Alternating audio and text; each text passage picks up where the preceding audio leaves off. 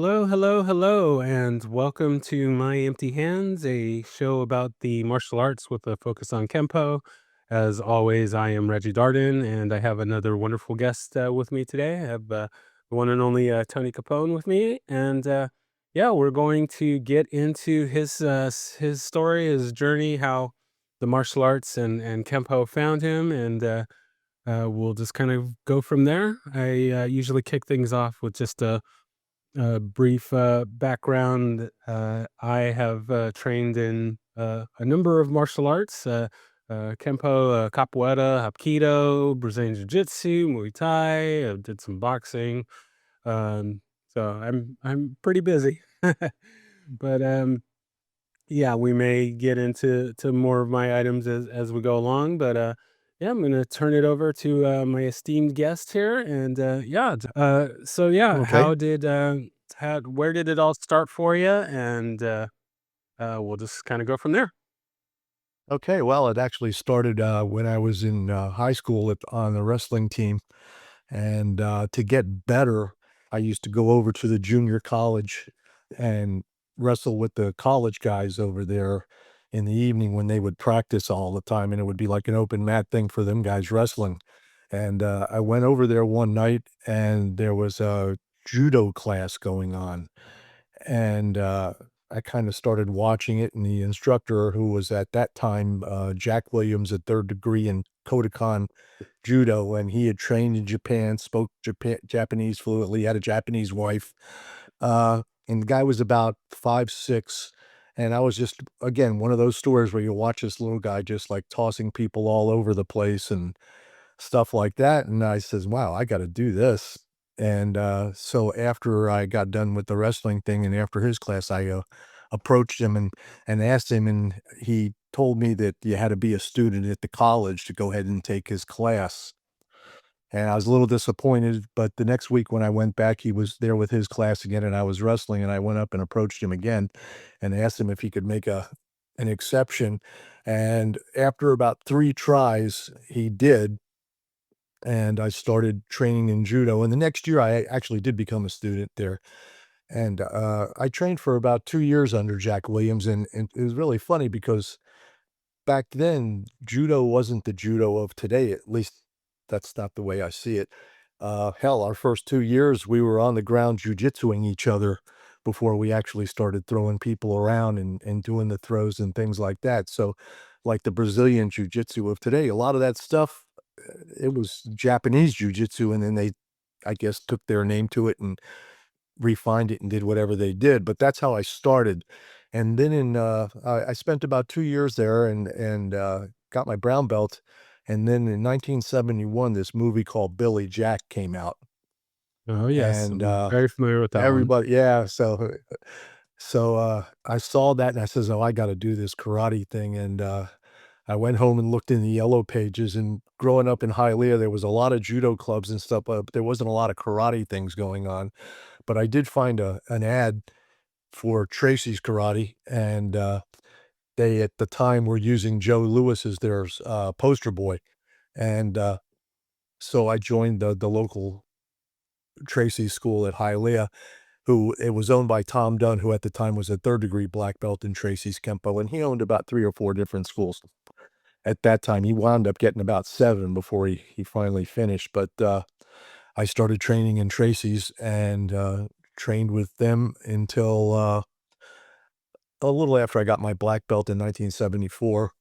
Uh, we had a little falling out because I didn't wanna run one of his schools, I just wanted to train. So, I decided to do something else, and I was at a tournament, and, when I got done with the tournament, an old high school guy that I used to know named Steve McKelvin, who was on the gymnastics team, he started, commenting, to me about my form and stuff like that, and we were talking, and I didn't even know he did martial arts, but he turned out he did, and he was in, Shotokan.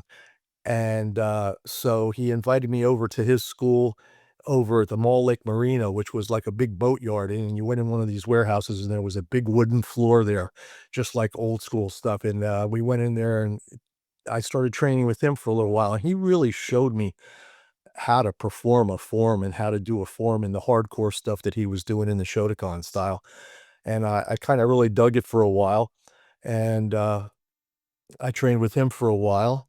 I also, trained in Goju-Ryu with a guy named Steve Beatty, who was a one-time student of Johnny Pachivas, and I trained with him for a couple of years also. Uh, so I just kinda kicked around and did a bunch of different things. I even did some old school taekwondo, which back in the early '70s, mid '70s was a lot different than the taekwondo you see today. So, that's where we were at, and that's how I got started.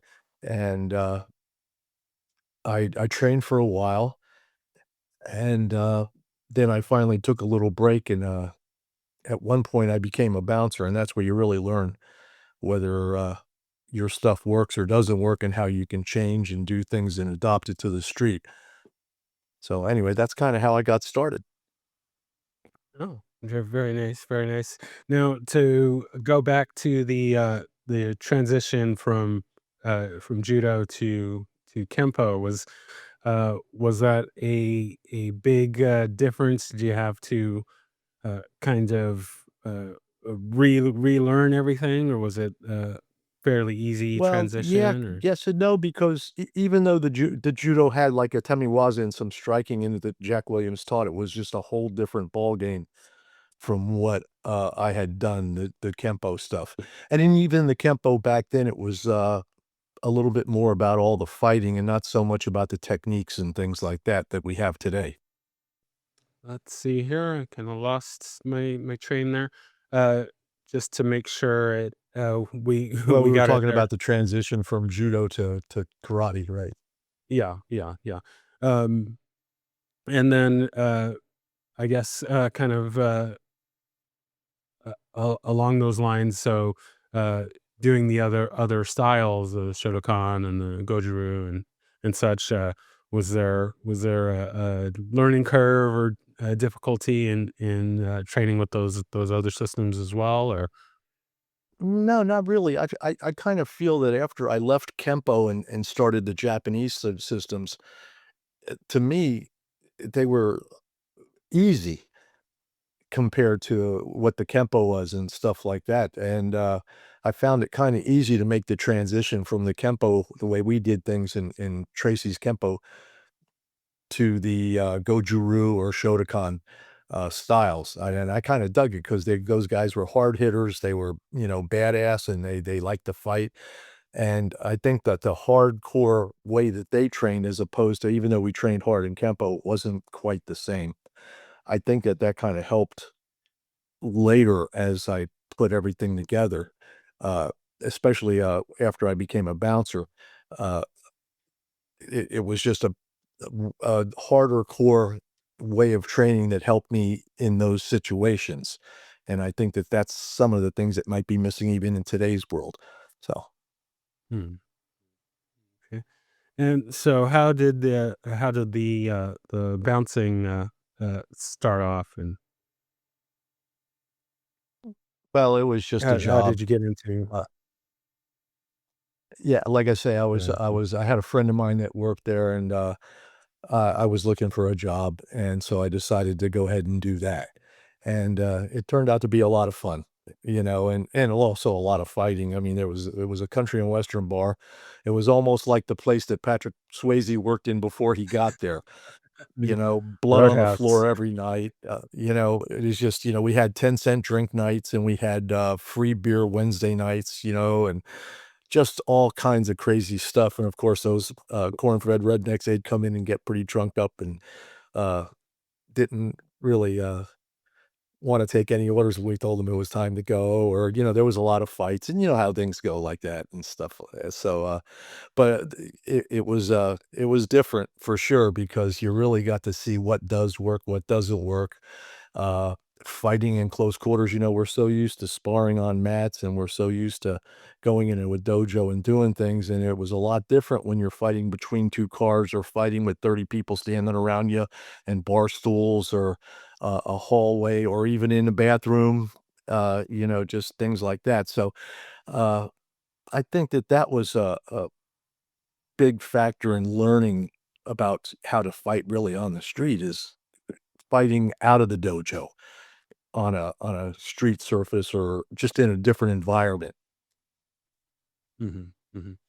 Now, was when you got the job, was there kind of some desire to test your skills, did or Well, of did course. you just kind of fall into the job and Yeah, no, well, I was that's a kind real of one of the I was a things real with yeah, no, oh, I go was ahead. a real asshole, and I tried to start every fight I could. Uh, but, Tell me. you know, I didn't really back down too much, and I was pretty confident in my skills, and I kinda learned, that you could really do pretty good. I mean, if you trained and you trained hard before, and then you got into this type of environment, that fighting untrained people was not that much of a problem, even 2 or 3 at a time. So it was just a different thing back then too. I'm talking about late '70s, real early '80s, and, Mhm. the, it was just a different type of environment, and yes, you do learn what does work and what doesn't work, and things like that, so So you are in interesting position in that uh, a lot of people that train the martial arts, and there's a lot of back and forth about, oh well, what works in the street, what doesn't work in the street, uh, if you're gonna, grab, all the fights go to the ground. So you are in the unique position in that you've experienced having trained in both the ground and the grappling and the upright striking, and in a very real world scenario. Um, what are maybe some misconceptions or uh, just kind of things that we're kind of arguing about, that you've actually had the real perspective on? What are maybe some things, at least as far as your viewpoint? We're not gonna say that, oh well, yeah, it's always this way, or it always uh, works out that the fights always go to the ground, or anything like that. But just kind of in your experience, maybe what is maybe some of the misconceptions, or maybe even some things that maybe people aren't taking into consideration in these kind of real world scenarios that maybe you've experienced or kind of seen. well, I guess one of the first misconceptions I guess I'll address is the 99% of the fights go to the ground, thing. Uh, I know that the Gracies use that as a great marketing concept for their art, and, the thing was that what most people don't know is that those statistics that they used to tell you that 95 or 90 or whatever percent went to the ground was actually from police officers and law enforcement. And of course, what do? You get a guy, you put him on the ground and you handcuff him, or you do whatever you have to do. And of course, 99% go to the ground. But in real life, one thing I noticed that when I was a bouncer, and I had a conversation with Mr. Pick one time about this, and he said the same thing I did. Oh, sorry about that. No problem. My dog, No Daisy. problem. I've got a couple of myself, so no worries. And so anyway, we had that conversation about going to the ground 95% of the time. And I told him that when I was a bouncer, I never went to the ground one time on all the fights that we had. And man, we used to have 3 and 4 and 6 a night or whatever. Like I said, that place was crazy. And I, I, I think that if people learned how to maybe sprawl, learned a couple of good basic jujitsu stuff, that I think that they could probably handle themselves without the 15-year jujitsu training, just like anything. Listen, you can train for 10 minutes and be pretty good at something, and you can train just to fight or just to do this. There's a whole art side to the martial arts also. So, but I think that's the first misconception. It's yeah, I mean, that's one thing that everybody talks about, and the jujitsu guys, right? The jujitsu guys are adamant about, going to the ground and then everything goes and that's okay. I don't listen. Uh, I'm 71 years old now. I can't afford to go to the ground, so I'm hoping that I can still sprawl my fat ass out of the way a little bit and get a couple of good shots in. And if you know how to hit, and if you spent some time on the Makawari and you did stuff and you have heavy hands, you can probably, even though the guy is let's say a decent jujitsu guy, you still might be able to prevent him from taking you down with a couple of good shots because they do train and they train hard and they're tough guys, but they don't get hit in the face a lot and they don't get hit in the head and things like that. And I'm not saying that that's the be all of anything. It's not. I'm just saying that if you train right, and we go into this all the time, it's not the style. Oops, you there? Okay, it's not the style, it's the artist. So a good jujitsu guy can take anybody, a good taekwondo guy can take pretty much anybody, a good kempo guy can, you know what I mean? Back on track there. Little technical difficulties, but we will get this pieced back in. Um, so we were talking about the kind of real world scenarios and uh, Mhm. just kind of to recap from your perspective, there it doesn't the fights don't always go to the ground or don't usually go to the ground as uh, many like to claim. Um, from your perspective, what about things uh, like dealing with multiple attackers? Is it always kind of just the one guy, or do you always have to deal with a person and their buddies, and kind of how do those scenarios go, as at least as far as you've seen? Right.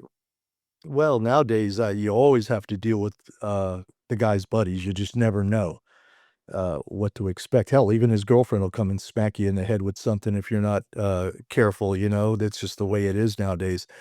Uh, even in back in the old days, she used to listen to me like I'm 1,000 years old, but, even 40, 50 years ago, whatever it was, you had to always be aware of the other person jumping in or the friends jumping in or even just getting japped by a couple of guys just right off. Uh, I just think that, that's gotten even a little bit more nowadays than it was, back in those days. You just always have to do that, and really, you have to just think about that when you're training for Kempo. In Kempo, that we've got lots of techniques and lots of stuff, but when it gets right down to it, is can you move? Can you move fast? Are you aware of your surroundings? What are you doing? Can you use your environment? Sometimes the environment can help. If you're between two cars and there's multiple attackers, you might be able to use that to shut off the other guy from getting you by keeping that guy in between, the first guy in between. There's a lot of things you can do. It's always strategy that you can discuss and think about, which we try to cover whenever we train. That's what my take on that is anyway.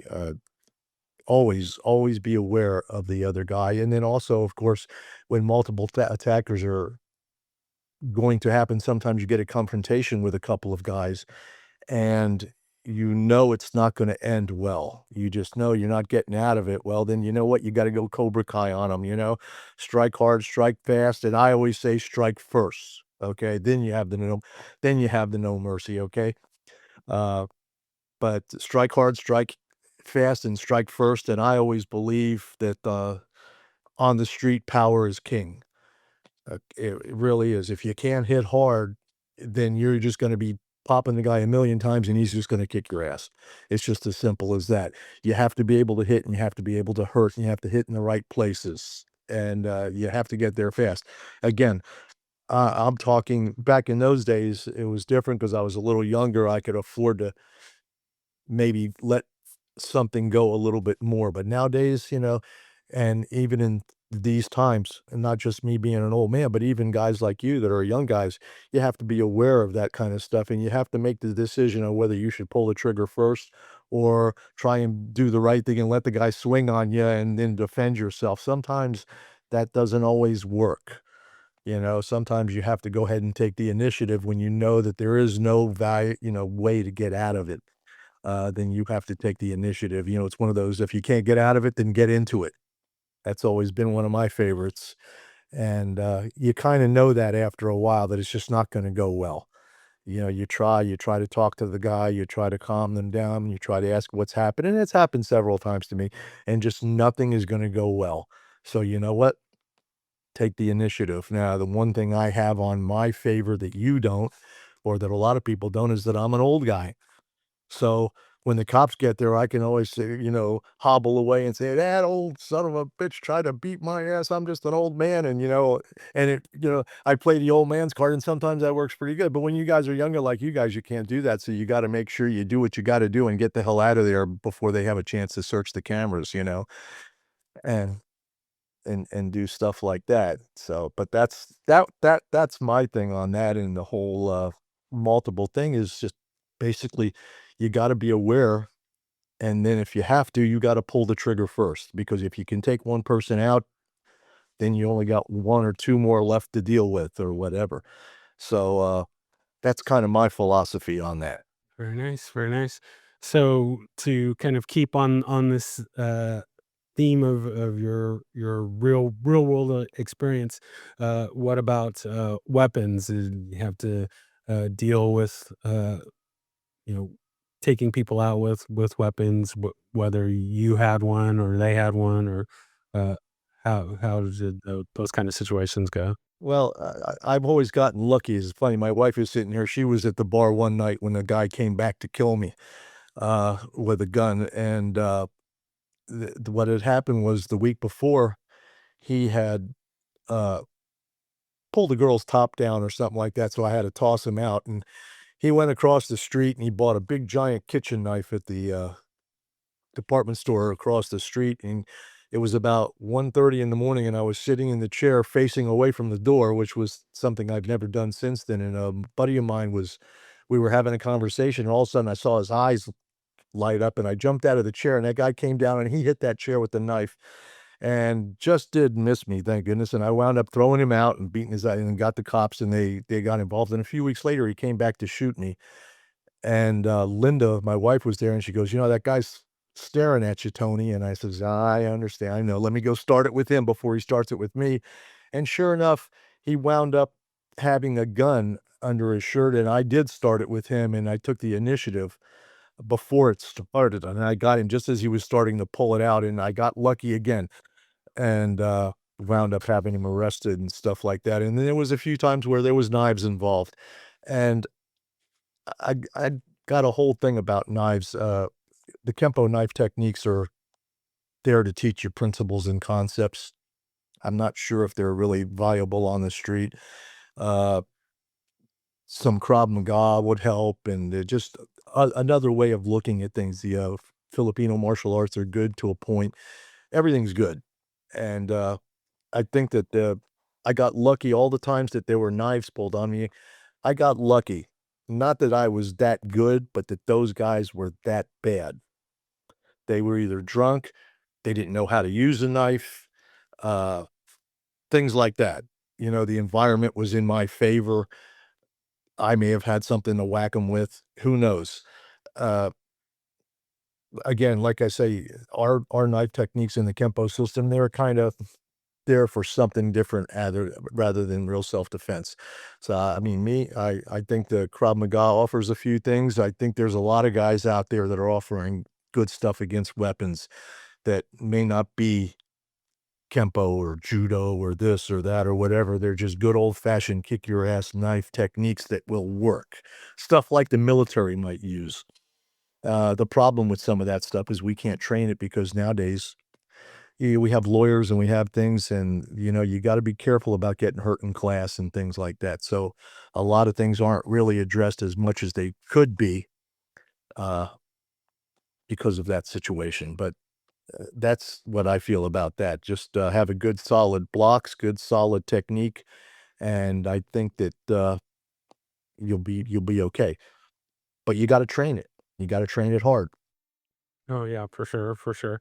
I think that's something that maybe doesn't get talked about enough or focused on enough with so there is the debate about uh we'll just kind of keep it on the Kempo side, but there's the camp of folks that think that the gun and knife defenses in Kempo are pretty worthless, and then there's some that say that they're the greatest thing ever. But I think a part of it that doesn't get focused on is that uh, many of the opponents that you're going to be dealing with, and you mentioned this, is that they don't know how to use. They may have a knife or a gun or something, but they don't know how to use it. Versus the Kempoist that has some experience with it. Okay, a particular knife defense or gun defense may not be all that great, on paper, so to speak, but just the fact that you have some experience with it versus someone that has no experience with it, that gives you the advantage. And for me personally, I've never really thought super highly of knife and gun defenses in any martial art, not just Kempo. Um, some, like the Filipino martial arts, uh, because that's kind of more of what they do. Uh, I think that they're maybe have a little bit more of an advantage. Um, but I've never really personally thought that. I mean, it's pretty easy to get cut up with a knife, and it's not like the movies where you can, do this fancy block or kick the knife out of their hand or things like that. Um, but yeah, there's definitely more aspects to them than just kind of how they're laid out in the manual, and definitely training them and practicing with them is huge in being able to use it when you have to. So Right. Well, I think that the Kempo techniques offer something. They do have a lot of principles in Kempo and in their techniques that do teach us things, but for a viable on the street in use application, I'm just not so sure. And I'm sure that there's a lot of guys that share that view. Uh, I think that again, you just have to train stuff. You have to train it, and you have to train it hard, and you have to train against a realistic thing. Too many people are out there using little wooden guns and all kinds of wacky stuff to train gun techniques when they should actually be using, if not a real gun, something that weighs like a real gun and something that isn't look like a 45, maybe something a little smaller because guys are carrying stuff that's a little smaller on the street now. So you need to understand that. You need to know how they work. And in the same way with knives, a lot of times you'll see these big giant trainer knives that people are working with and stuff like that. And that's okay. At least it's a start. But then sooner or later, you gotta take a 3.5 inch folder and maybe just dull the edge down and take the point off a little bit and practice with something smaller that you would actually see on the street or actually come across on the street, things like that. So again, just real world application type thing. We need to get into that if you want to talk about whether something's viable or not viable or whether it will work with this or that or whatever. That's again, just my opinion. I could be wrong, but it's worked for me for years and years and years. So, yeah, no, I agree, especially with the having trainers that are replicas of the real things. Yeah, just getting the basic motions with the various kind of trainers that are out there.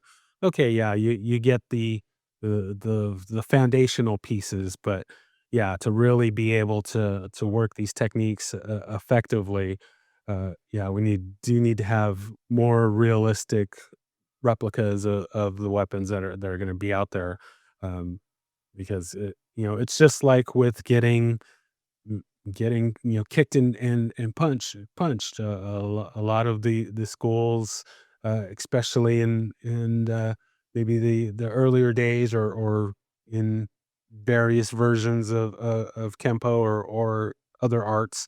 We do a lot of the air karate, and um, it's a very different experience when you get hit, or when you have to hit something. I have always kind of had a problem with some of these kind of uh, uh, not to single them out, but some of these kind of women self defense uh, seminars, and it's just like, "Oh, okay, well, the guy grabs you and you kick him in the balls, and you're good." And there's more to that, more to it than that, and you definitely have to get that experience hitting things, and working Mhm. with a body, and uh, uh, getting that understanding of how a body reacts to when you hit it, and Mhm. and having your own body, understanding how your own body reacts to punching something, or kicking something, or elbowing something, things like that. So uh, for the for those that are interested in the martial arts, for the real self-defense applications, uh, I definitely think there needs to be more of a realistic focus on that. And of Mhm. course, there's only so far you can train it in that way, but uh, I think that there certainly needs to be more schools, and more kind of focus on that realistic training, and Mhm. versus just, "Oh, okay, well, yeah, Kempo's great, and it can solve all the problems." And you have to kind of put it to the test a little bit more than just saying that it's got everything, and can Mhm. do all that. So. Wow, you brought up something about, self-defense for women and stuff like that, so, uh, about, gosh, I don't know how many years ago it was that there was a lawyer down here, and she came home, opened her garage door, pulled in, and the garage door came down, and, they wound up finding her body about 3 days later in a canal near her house. Turned out that she was a lawyer, and she was representing a woman who was getting a divorce from this guy, and that guy was so pissed off at her that he waited for her, and you could see that there was a struggle in the garage according to the police, but obviously she didn't, win that struggle, and that's what got me into the whole thing about trying to help women in self-defense and doing things like that. I always say that if I could have spent some time with her, maybe I could have gave her the technique she needed to get out alive. Maybe she still would be hurt, but she would maybe be alive. So that's when I started, talking about women and self-defense, and, I got with Dave Hebler, and he, was at that time putting together a whole self-defense for women type thing, and, we started playing around with that, and but the thing was is a lot of these things were they would just let women slap a pad and go, "No, no, no," and they would think that's all they need to have for self-defense, or like you said, kick him in the balls. Well, let me tell you something, I was a bouncer one time, I kicked the guy in the balls, and he just looked at me. Okay? It doesn't always work, you know? So, you gotta make sure you can stun and run for girls. Get the hell out of there, stun them and go or whatever, and, I like to be real hands-on, and a lot of the women that I taught never had been touched like that before. When I grabbed them by the throat and threw them up against the wall, you could see their eyes open up. Nobody had ever done that before, and the thing is, that's the kinda thing you need to train because otherwise all you're gonna do is shut down in fear. But if you've been there before, if you've been in that position, just like jujitsu guys, man, they've been on the bottom and they've been all wrapped up, but that's okay. They stay cool and they do what they gotta do, or when the guy's up against the cage in the octagon and he's getting his ass beat, but he stays cool and he winds up reversing it. It's the same way. You gotta make sure that you don't just get so scared that you can't react. So, I always had a pretty hands-on, uh, course for women that, ended actually with a little tiny bit of jujitsu, just a little tiny bit. I'm not a jujitsu guy at all. But I used to call it my backseat jujitsu, Hmm. which was basically just chokes from the bottom rape prevention type of thing and stuff like that. And, I wound up being very successful with that, and the women, after they got over the initial fear of being hit and being this and being that, wound up getting to be pretty potent in their work, and that's what I wanted. I wanted them to be potent quick, and I wanted to be able, the stun and run thing, man, hurt somebody hard and then get the hell out of there type of thing. And, actually, just recently, I work for Sandra at C's Kempo now, teaching kids karate. I never thought at 71 years old I'd start be teaching little kids. I never did anything with little kids before. I always wanted adults, never little kids. But, we just recently, trained a group of, 7 Jewish girls from the Jewish school, and the problem we had was that because of religious things, I was not allowed to touch them because they were not allowed to be touched by men until they were married, I guess, or Mhm. whatever. So that proved to be kinda interesting. I had to find some women and some girls, they were junior black belts and Sandra, who were willing to take a beating a little bit so that these girls could train hard and do what they had to do. And it actually worked out pretty good. These little young girls, they came in and man, they were just kicking some ass after a while, and they were all 14 and 15. The Jewish school had sent them over to us to try to get them, especially with all the things going on in nowadays with the Jewish thing and all, and the Palestinians and stuff. So I guess they wanted to offer them a little bit of thing, and it worked out pretty well.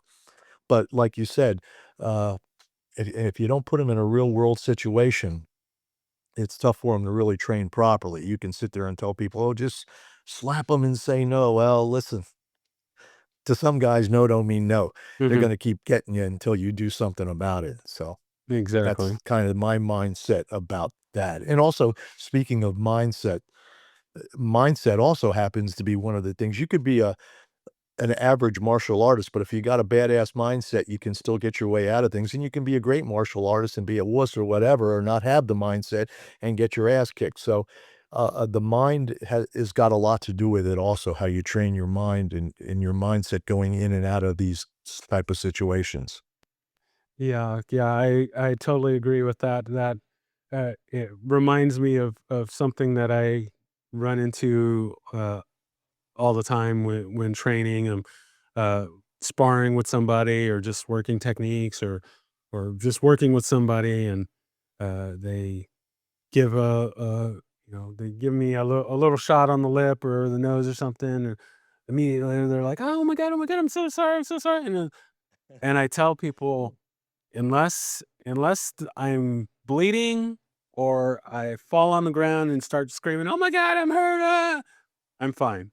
Let's let's keep going. Okay, you give me a little tap on the nose, you hit me, something gets through and slaps me. If I'm not falling on the floor rolling around, I'm fine. Let's keep going. And Right. uh, uh, I think that goes with that mindset. uh, uh, every strike is this lethal, deadly strike, and it's like, no, we're a little bit more tougher than, and for me, I'm very, very much not a tough guy, but I can take a little shot here and there, and I'll be all right. So Yeah. Well, there was a book. It's funny you say about taking shots and stuff like that, and that's one of the things people always say about why do we hit ourselves and why do we do this and why do we hit when this technique lines we're kicking the crap out of each other and we're doing a lot of stuff. And there was a book years and years ago called Karate for Dummies, and each whatever was broke down. So taekwondo had a couple of pages about taekwondo and judo had this and this one had this and all this had this. And then when they got to American Kempo, it had like one line. It says, if you don't like being hit, this is not for you. And that was it, because we did have a reputation at one time for hitting hard and hitting. And but I think that's good because I think that when you're used to it or you gotten hit before, when you get that first hit, if an altercation just comes in, listen, sucker punches are gonna get in there. I've gotten sucker punched plenty of times. Uh, but at least you don't just cower and shrink. You come back and you do what you gotta do and you take care of business and you make the guy pay for the sucker punch.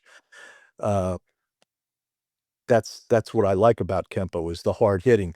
The only bad thing is that when you get to be an old fart like me, you can't quite hard hit and hit as hard and get hit as hard as you used to, and I kind of feel bad sometimes that I'm, I can't let the guy tee off on me like I could tee off on the young guy, but when I'm on the mat working with guys 20 and 30 and 40 years younger than me, I know those guys can take it a little more than me, but it's still fun, you know? Very nice, very nice. I like them.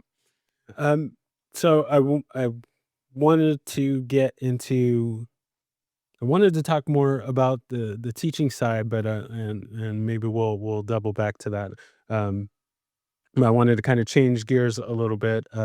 In the I believe I saw a video of you competing fairly recently, and um, so I wanted to kind of change gears and talk about the competing side of it. When did you get into that, and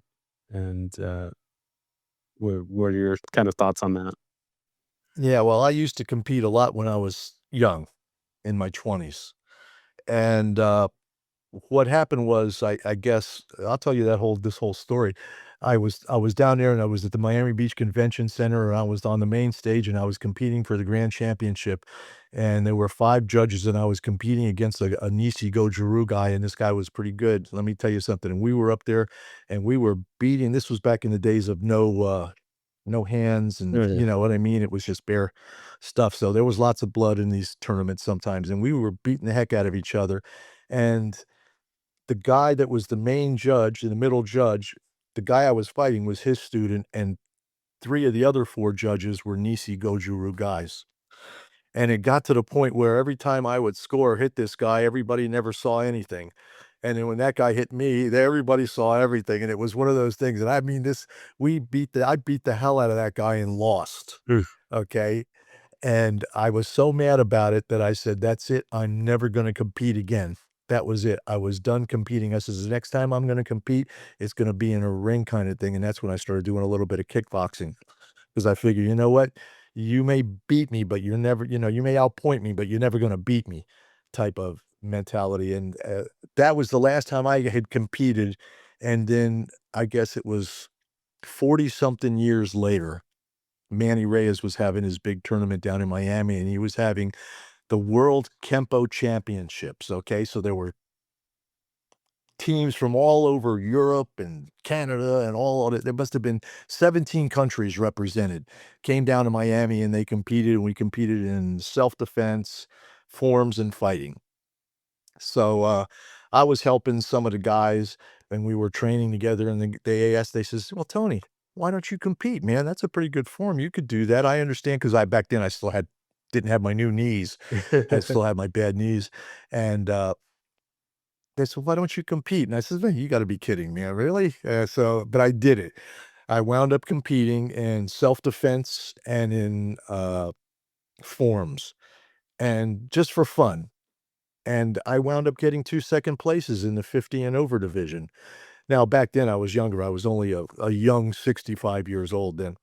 So I just did it just for fun, just because those guys edged me on. And then the next time I did it again, 3 years later, and wound up doing it again. And I probably should have did some sparring, but I was always chicken, of my knees, because I had such bad knees, and I was always wondering, "Man, when these guys whack me one time in the knees or something by accident or whatever, and the party's over." So I never really wanted to do that. I do my share of I get on the mat once a month. I try to get over to Alex's open mat, and we got guys that spar, and I get to spar against some really good guys, and those guys are all very respectful because you know what?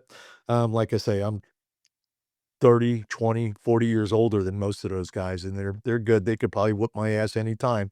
But every once in a while, they let me get a shot in, and we have some time, and I get to get out there and move a little. Uh, but anyway, that's what I did. I never had competed again, and then, Alex, the one you're probably talking about, a buddy of mine, Alex, that was his tournament, and I just for support, I decided to go ahead and do a Form 5, with a little bit of modifications because of the knee thing. So I didn't want to go down on my knee for that one technique, and then Mhm. so I changed it a little. But, that's what that was all about, and, somehow or another, I pulled out a 3rd place, but again, there wasn't that many competitors, Mhm. okay? There was only about 8 or so competitors or something like that, and but the thing was, it wound up being a 40 and over division because there was 2 guys in their 40s, and then the rest of the guys the nearest guy to me was, I think, 56 years old, 15 years younger than me, Hmm. and then there was me. So, even though, it is what it is, I'm happy even though I love all the comments when they put that on social media. Somebody put that form on social media. It was some of the greatest comments in about, "Man, this guy should give up. He's too old," and this and that and whatever. That's okay, I get it. One guy said, "Oh, that's probably only a 6 or a 7 at best," and you know what? He was right because I got all 9 sixes and a couple of 9 sevens. Mhm. So, you know what? The guy was right. But my favorite one was they didn't know that, Tommy Chong was still, practicing karate or something like that. I thought that was pretty funny. So I don't pay attention to that, the comments on that. A lot of the guys, the comments they made, they obviously didn't understand the form, Mhm. and that's okay too. I don't mind. Listen, come on down to the open mat. I'll get on the mat with anybody.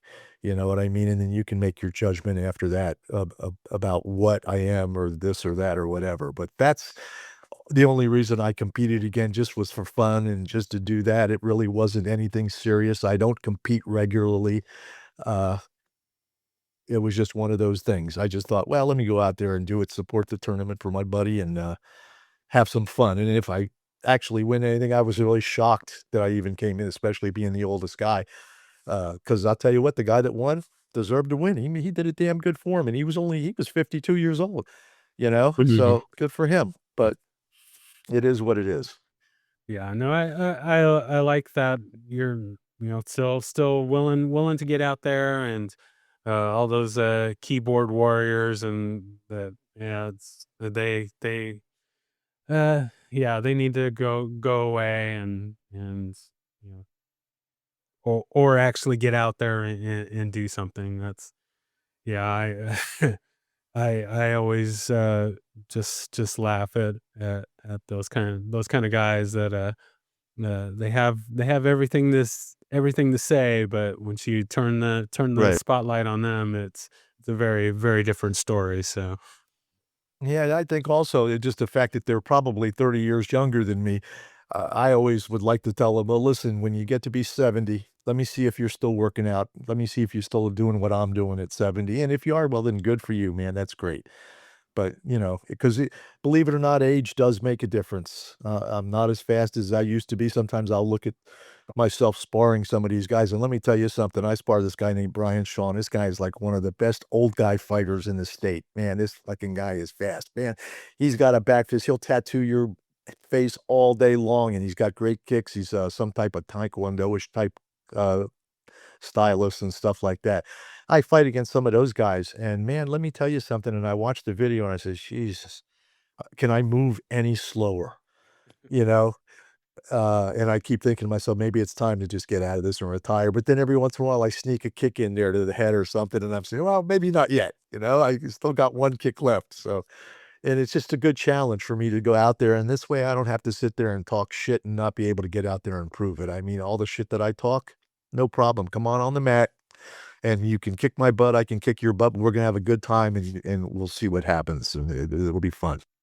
that's the thing. If you're willing to say all these things, you better be ready to back it up, and you're getting out there and backing it up. So, so Yeah, not very good, but at least I'm trying, so but I have a lot of fun and, I get to work out with some great people. I have worked out with some great people in the past. I trained with Sean Kelly for over just about 20 years, and he had a lot of great camps, and I got to meet a lot of great, martial artists, a lot of great grandmasters, Mike Pick, Rainer, Schulte, Larry Tatum, all those guys, man, Trejo, a million guys that were legends in their time and stuff like that, and I got to take away a lot of good stuff from them, and, it was a good deal, and, training under, Sean Kelly was good because he improved my Kempo, you know? Like I said, he always used to tell me, "Oh, I know you can fight, but do you do this?" So you know what? It was good. I learned the system of Kempo a little bit better, and then I got a mindset from Mike Pick, which was just unbelievable, what I mean? It was just a different type of mindset that you've ever heard if you've never trained with the guy or you've never been in a seminar with him. Next time you get a chance to do it, do it. It's pretty interesting. And, Rainer was a good inspiration for me because he was when I met him, he was 69 years old. And I said to myself, "Man, I wanna be a badass like that when I'm 69." Well, I'm probably not, but I'm pretty damn close. So so, you know, I still get out there and have some fun. So, there was a lot of guys that influenced it, the way I trained and stuff like that. And, Larry Tatum, of course, man, nobody thinks about Kempo the way Larry does. I mean, he's No. got some stuff that's so far out there, but it's pretty cool stuff. Not everything's for everybody. So you take a little bit of this, a little bit of that, and just do your own thing, and that's what I tell people, even when I train them. I show them all the different variations of what I've learned of a particular technique and tell them, now you got to find your own organic technique, your authentic technique, what will work for you. I know what works for me, and I'm going to show you that, and it may work for you, or you may need to adjust it something different.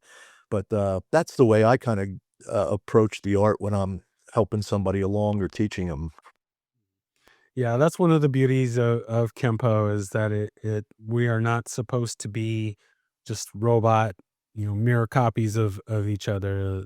It's all about tailoring it and customizing it and fitting it to the individual, and we're Mhm. just not all clones of each other because techniques that work good for you may not work good for me, and vice versa. And there's so many different body types and experiences and mindsets that it's not a one size fits all sort of system. So uh, Yeah, I mean, and, like, working with different size people, it makes a big difference, I mean, I can work with people my size all day long, and I'm pretty good, but, every once in a while, I get to work with these big giant guys, and man, oh man, like, I work with this one guy, Alfred Magnum, man, you should have him on your podcast if you haven't had it yet, because this guy is just a wealth of martial arts knowledge.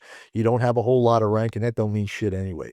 This guy knows a lot about a lot of stuff, and he's good, and man, you work with that guy, and I'll tell you what, he just looks at you and it hurts, okay, because he's so big, but he moves like a 170-pound guy, you know what I mean? He's mhm. got great movement, and he hits, and he knows the system, and he knows not only the system, but he's trained in a lot of systems. That's a guy you might wanna think about too. He'll give you a good interview, but you work with different size people also, and it teaches you how to adjust your Kempo to different situations, and, that's why it's not written in stone.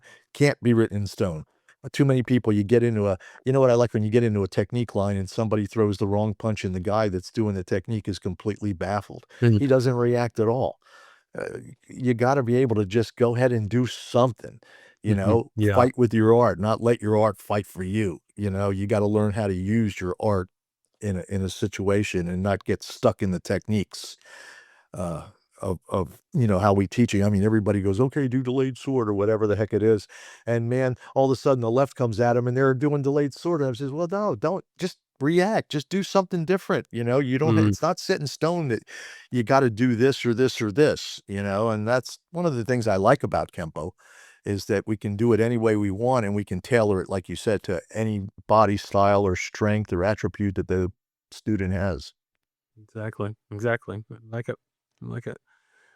So we've got so many other things, and we're definitely gonna have to do multiple parts. As I think I tell every guest I have, that's one of the things that I just love about Kempo and the martial arts. I mean, we could talk this stuff all the live long day, but um, Up all day. so we're gonna go ahead and move into our lightning round here. Got a few questions Okay. to kind of wrap it up, and then we'll kind of go from there. But the first question: do you have a favorite technique? Uh, I kinda like snapping twig. I don't know why, but I kinda It's a like good one. snapping twig. Uh, of course, everybody loves 5 swords, and I like to do a snapping twig into a 5 swords type Hmm. of thing. That's always a lot of fun. But I think any of the techniques we have that explode right from the start, which I guess all of them could do that, but those are 2 of my favorites, Yeah, are very nice, those. very nice. Yeah, no, I like it. They're part of what I call the Kempo All Star techniques techniques that seem to exist in every version of Kempo, or at least every version that I've been exposed to, but, yeah, your five swords, your snapping twigs, thundering hammers, Yeah, uh, Thunderham, mhm. kinda everywhere, so, I like it. Very nice. Alright, next question, do you have a favorite form and or set? Uh, yeah, my favorite form is actually Form 4. Normally, I do Form 5 when I've done the tournaments because it's a little shorter. But actually my favorite form is Form 4. I just like the way it flows, I just like it. Very nice. Well, you can do the short version of, Form 4, Form 4, yeah, so, that's true. but, yeah, that's a nice one, I like it. I like it. Right, next question, do you have a favorite weapon? Yeah, I like messing with knives. Okay, I like the knife, the way you can do knife stuff, and there's a lot of different things. Mike Pick teaches an awesome knife class, and, his mindset on that will change the way you think about the knife. But yeah, the knife is probably my favorite weapon. It's up close and personal. Mhm. Yeah, no, Mike Pick is the man to go to about knife stuff, for sure.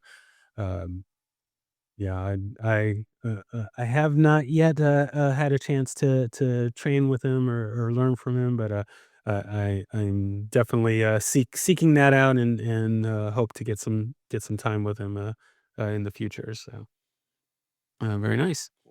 Right, next question, if there was anyone that you could train with, living or dead, fictional or non-fictional, besides Ed Parker, who would that be? Oh, I guess, I would have liked to have spent some time with Larry Tatum before I got to where I am. You know what I mean? Mhm, Uh, I think it would have been a little bit different. I like the way Larry there was sometimes some of the stuff, the way what he says is so far out there, and I'm not saying this in a disparaging way. I'm saying this about he thinks of stuff that I would have never thought of that. mhm, You know what I mean? I says, "That's just not the way my mind thinks," and, so I think that that's pretty good. I would have liked to have spent more time with Mr. Pick, uh, discussing stuff, his hardcore way of doing Kempo, not even talking about the knife, I'm just talking about the techniques, mhm, is interesting, to say the least, and hardcore. mhm.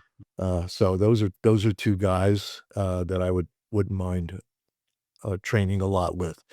And then, there's probably I'd love to get Chuck Norris on the mat one Oh, time, yeah. kick his ass a little bit. Don't let him hear that. That's alright. Uh, I met him once, me and Linda met him once a long time ago. He was a very gracious and very nice person, and, I just like the guy. I wouldn't mind spending some time, and no, I understand everybody probably wanna spend some time with Bruce Lee, and maybe so, but I'm not one of them. Mhm, Uh, you know, I just don't know. Not that I dislike anything he does, I just don't know if that would have been for me. yeah, What he was doing at the time, the way he trained and stuff, I don't know. But that's just the way that is. He was still an actor, and mhm, so was Chuck, mhm, but at least Chuck competed a little bit, yeah. and he was in the military, and he did do some things like that, so I gotta respect that kinda stuff. No, I agree, I like it, I like it. Alright, so this last question, I'm still kind of working on how to formulate this, but, um, uh, there's so for what is something that, inspires you? So I'm gonna kind of lay out how I have this envision in my mind. So for me, the movie Rocky 4, they've got the training montage, and he's out there running in the snow and chopping the wood and lifting the rocks and everything, and the song is playing, and it's like, and every I've seen that movie so many times, and every single time I watch it and I get to that scene, I'm ready to get out and train. I'm like, okay, now it's time for me to go out there and just put in some work. So I'm curious, if the something that just always motivate you, and it can be anything, a movie, a song, a book, a person, anything that just always gets you, motivated to train. What would be something that provides you that inspiration, that uh, to quote the water boy, the tackling fuel. Um, so yeah, what is something like that for you? Well, that's funny you mentioned that because every time I see that scene where he's lifting the rocks and lifting shit and doing old school against, and it shows Drago doing the scientific new school and all that stuff, that scene does get you fired up. I mean, how can it not, man? Hmm. You want to go out and just kick some ass after that scene. Hmm. So, that's pretty good too. Uh, there's so many different scenes in so many different movies that, it's hard to tell, but like that one there is a good one. Uh, Best of the best movie. I love when the girl sits down and she starts talking about, winning is a habit, so is losing, or, and she Yeah. gives that Oh whole yeah. thing, and she says that's a Vince Lombardi quote, which after that movie, I went out and bought that poster, and it's still in my office Oh, nice. about, winning is a habit and so is losing, and, Nice. I think that's kinda cool because you have to get out there and you have to train hard if you wanna be a winner. Uh so I think stuff like that can make you, uh, do that also, and I'm not sure if there's any other ones. Well, you get off of that, but just motivation, period. I love Rudy, Oh, yes. Here's a little guy with no skill, and man, there's me right there, a little guy with no fucking skill, but if you got heart, you can still win, and a lot of that goes back to the mindset we were talking about. You could be an average martial artist, but if you got heart, if you got a good mindset, you can still beat the guy, you know what I mean? Mhm. So I kinda think that that's kinda motivating also. And then there's also that guy, David Goggins. Have you seen any of his stuff yet? This Sounds guy was like a familiar. yeah, he was a big giant fatso, and he wanted to join the Navy SEALs, and he tried like 3 times before he finally got through, and this guy is an animal, and he tells a lot of great stories about how to get motivated and stuff like that. I think that guy's pretty motivational also. And then you know what else that motivates me? Seeing other old guys out there that are badass as shit, okay? And I see them out there and I says, "Fuck, man, that's what I wanna be. I wanna be badass like that dude," even though I'm an old fart too. I just think that that's cool when you see good old guys. I'm not talking about like me, but I'm talking about guys that are just badass old guys. I think that that's so cool to watch those guys and how they carry themselves and how they get into it and things like that, and those guys kinda inspire me also. No, I agree totally on that. In so I one of the arts that I do capoeira, and in the capoeira world, that there are a number of 70 plus guys that are getting out there and moving like you wouldn't believe, and yeah, I see them doing their thing, and I'm just like, what?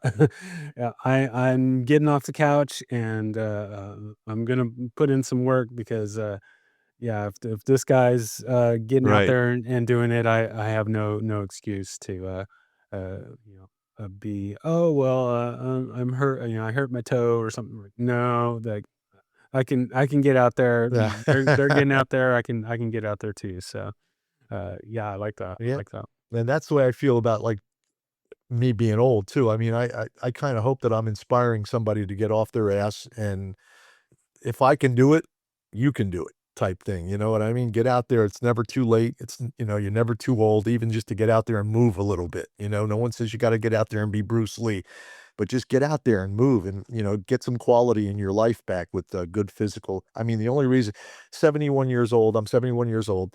My father died when he was 46, my brother died when he was 40, and my mother died when she was my age, uh, of 70s, and all from heart problems, and, that's why I think either the karate and the martial arts has kept me healthy and allowed me to live a pretty good life because right now, basically, I'm in pretty good shape for an old guy. I don't take really any medications for anything, only some Advil every now and then and some Jack Daniels, and, I'm hoping that I can inspire other guys. I mean, I got a lot of friends of mine that, I outlived them, they're dead. and they retired, they became couch potatoes, they stopped moving, and then their health went down. So, I'm just hoping that maybe somebody sees me and goes, "Well, if Capone can get his old ass out there, then I can get mine out there," and, that's kinda why I do what I do also, so. Yep. No, to quote another movie, Shawshank Redemption, it said, "Get busy living or get busy dying." So yeah, you got to get out there and, That's and it. and move, or it's the end for you. So I like it. I like it. Yep. All right, so now we are at our point for shameless self promotion. So you can go ahead and plug anything you'd like, or if there's anything that we didn't cover that you want to make sure that we get out today, you have the floor. You can say whatever you like, and then we'll kind of close out from there.